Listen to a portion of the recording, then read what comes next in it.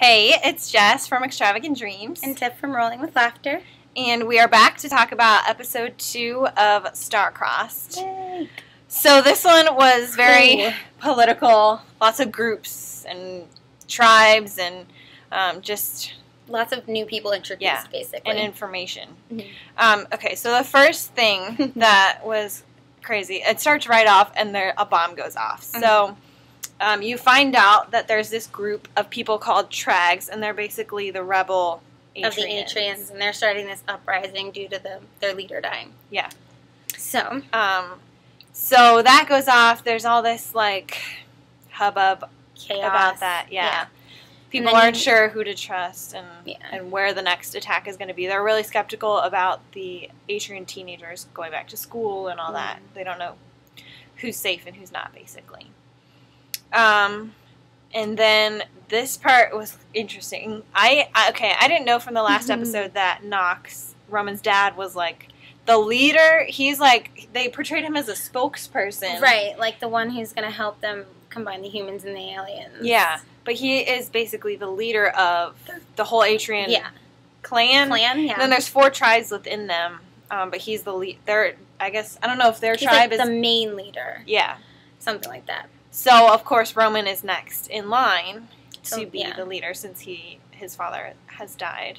Mm-hmm. And they basically, his uncle, Castor, offered to be the interim leader while he's still in school and because he's so young and everything. But Roman doesn't trust him. Right. He was a former Trag, so former rebel. So Roman doesn't trust him, and Roman decides that he's going to lead instead, even though he's so young. Yes. Yada, yada. Yeah. And then... So then he goes, and one of his first moves, is to meet with the Trags. And he basically tells them he's with them, even though he's not, but he wants to discover where their weapons. Collecting weapons, and he wants to find out where they are, so... They're basically building an army. And Roman thinks it's a stupid idea because he's like, you're outnumbered by like 7 billion, like humans versus the small aliens. Yeah. So, that doesn't pan out for him right now. So he's going to trying to find the weapons. Mm-hmm. But then he finds out... There were some other Trags that were talking that he overhears, and he finds out that they have a plot against Emery's family due to the incident with their leader, and now they're going to try and kill Emery. Yeah. So instead of going to find the weapons... where the Trags are hiding them the night of the carnival, homecoming carnival, which we'll get to.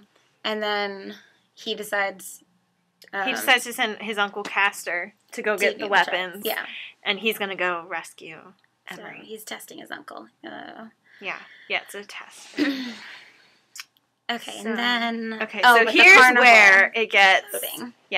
A little political and crazy. And you don't know who to trust because Roman sneaks up on a guard at the carnival who's basically aiming at Emery. Mm-hmm. And it looks like a human. It's Beaumont, who is one of the security guards at the school that, like, helps to transport the Atrian teens back and forth. Mm-hmm. So somehow he, like, falls into a fountain. I don't know. I thought he, like, jumped into a fountain. But, And then... basically, Beaumont gets wet and starts glowing... with where his tattoos used to be. Because, surprise, he was an Atrian. He's an alien, too. He's with Team Trag. Yes. And somehow has gotten his tattoos removed. So he's undercover. He doesn't even live in the sector. He's outside. Right. So he's in the human world. So there's a twist. And then you find out also that they're building an army outside of the sector, basically. There are more Trags than you think there are. And he told Roman that, like, there's always someone watching, so we've got a lot more people than he thinks outside of the sector. Mm-hmm. So that gets kind of crazy. But then also at the carnival, Eric... the bad... jerk human. Yeah, I don't like him He basically kidnaps Drake or jumps him or something. You don't actually see that. And you find him in the back of a truck. Emery sees him with... Emery and Grayson, like, go off and see Eric and see someone moving in the back of the truck and see that it's Drake. And then Emery goes to get him out. The Red Hawks guy comes out. Oh, did we talk about Red Hawks? Oh, no, we didn't. They're the Trag version of humans. So Red Hawks totally hate the aliens. They want them just basically dead, I think. Right. They, yeah. Completely racist against them, I guess. Yeah, that's a way to put it, yeah. Yeah.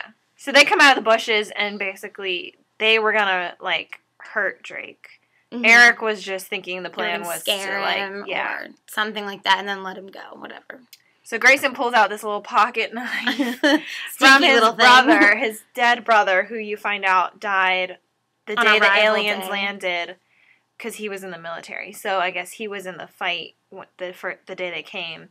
So he has this knife from his brother. He pulls it out to, like, scare away the Red Hawks, and they kind of just 10 of back off. Yeah, it's weird because it's like a puny little knife, and he's a kid in high school, it was and very then these strange. adults I are was just skeptical. like, okay, we'll leave you alone. But anyway, I was like, oh, Grayson's nice. I was doing something nice. He's defending the aliens and Emery and whatever. No. Find out later. Yeah. Not so much. Not exactly. He, gets into a car with a Red Hawk guy, with the leader of the Red Hawks, and you find out that he's basically in cohorts with them in some way. We don't really know why or how, but the pocket knife, his little dinky thing, had, like, a Red Hawk on it, so. Yeah. So he's affiliated somehow. We don't know. Can we trust him or not? Which I'm bummed about because he was a nice kid, and I don't know. We'll have to see what happens. Yeah. So that's what happens with that. The next... Roman and Castor. Roman lets Castor be the interim leader after. He didn't exactly find the weapons from the Trags, but he basically got the leader of the Trags removed. Yeah. So, yeah. So he's now interim leader. Roman hands it over to him, so there's someone more full-time doing it. Which I also don't know if I can trust him or not. He seems like he's playing... I feel like he's one of those people that, like, sometimes he will help... Like, he's playing the good side, and sometimes he'll help the bad side, but it just depends on who is lining up with his agenda. I feel like you can't really trust him. Okay, that makes sense. But I get that. We'll see. I don't know. And then, so the last thing I want to talk about is Julie, Emery's friend that was healed or miraculously saved through the Cypher. She's like perfect health now, back to normal, working at the carnival, having Not back fun. at school yet, but, they're like still doing testing or something to see what's going on. Yeah, but she's at the carnival when Roman was there, and I guess he got hurt or something when he was fighting with Beaumont. I guess he was bleeding. I didn't see it. She touched his blood or just touched his arm or something. Yeah, but her reaction to it was like her veins started glowing. They like blue. Glowed and popped. No, they didn't pop out. They just glowed blue inside of her arm. Yeah. So she now has an inkling that he had something to do with her healing. Yes. Because the only thing she remembers from that night is like an angel in blue who saved her. Mm-hmm. So now she kind of thinks that he might be the angel. Yeah. So interesting twist. Yes. I think, well, there's a love triangle already between Grayson and Emery and Roman.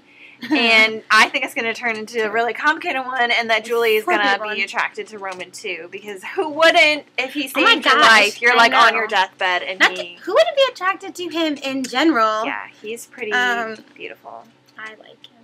Yeah, he's nice eyes. I'm okay with him. You can marry him since I already have a husband. All right. So. Thanks. Thank you for giving me that option. Well, please leave your comments below if you have seen episode 2. We'd love to know what you thought, and we'd love to hear from you. And we will see you next time. Yeah.